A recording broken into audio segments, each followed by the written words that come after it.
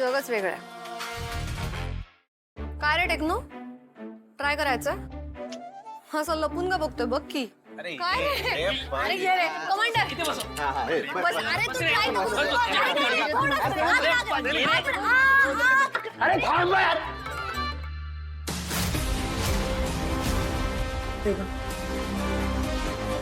Techno techno okay पाणी. काय झालं? काय रे एवढं काय आला चिडायला? घे ना पाणी. खूप मेहनतीने या सगळ्यातून बाहेर पडलो. परत नाही अडकायचं यार यात. टेक्नो काय झालंय?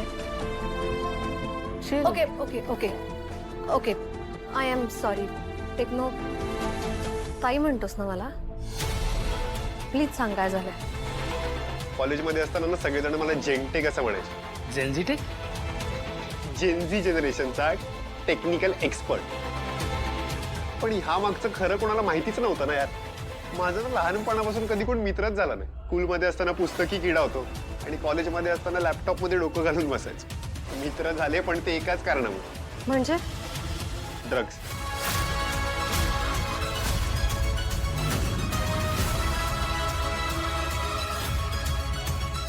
मी सतत त्यांच्या संगतीत राहायला लागलो आणि मग ह्याची सवय होत गेली.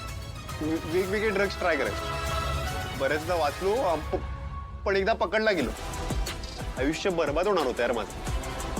टेक्नो तू ड्रग्स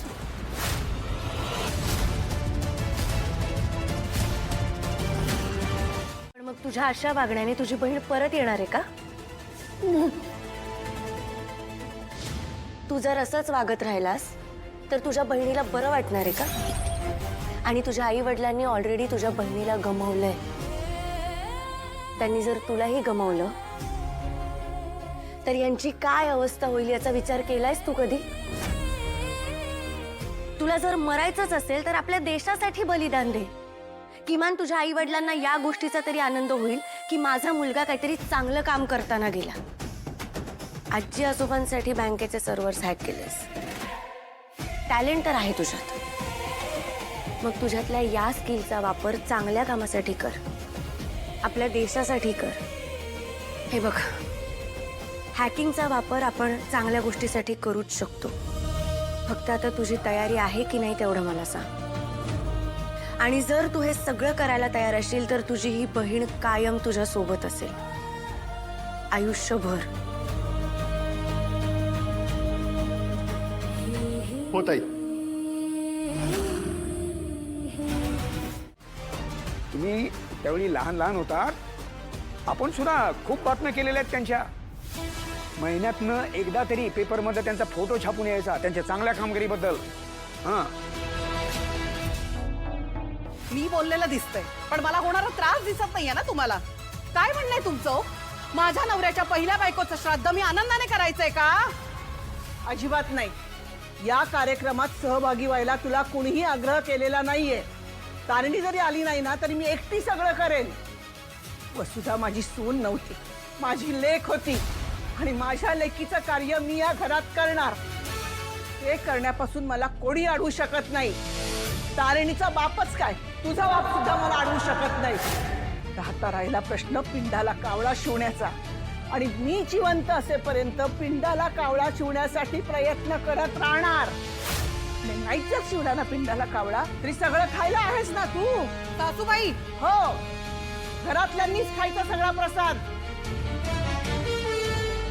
मला नाही खायचंय, तुम्हीच खा तो प्रसाद. ओके, पण दया पप्पा त्यानंतर काय घडलं हे माहितीये का तुम्हाला?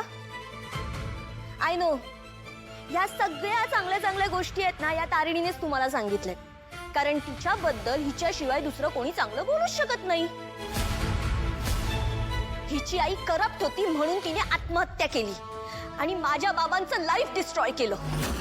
हिच्या आईमुळे आम्हाला ऑलरेडी खूप त्रास झालाय. आता कोणीही काहीही सांगितलं ना तरी मी त्या बाईचा कधी रिस्पेक्ट केला नव्हता आणि इन फ्युचरही कधी करणार नाही. निशिता,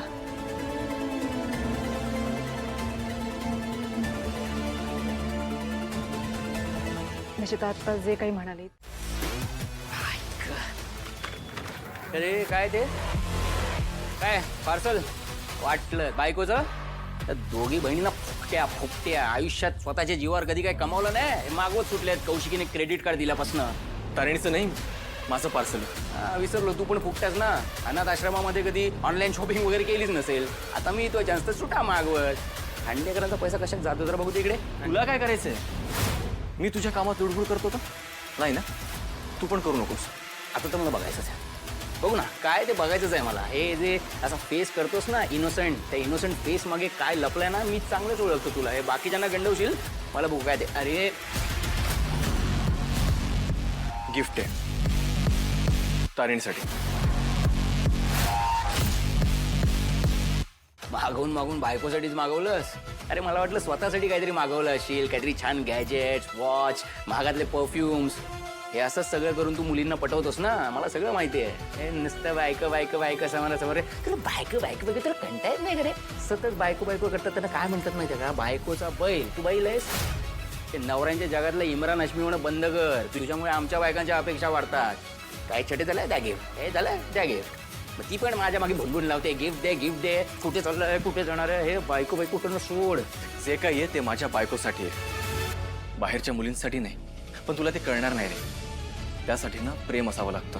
हे डायलॉग मारतो ना, हे बघ इकडे लागतं डायरेक्ट इकडे. ऐक दुखायला लागलं रे मला, स्पीचलेस झालो मी. ऐकवतो तुला मी आत्ता जरा घाईत आहे, परत येतो तुला ऐकवतो बरोबर. हा येतो. जा दे त्यांना चालू दे.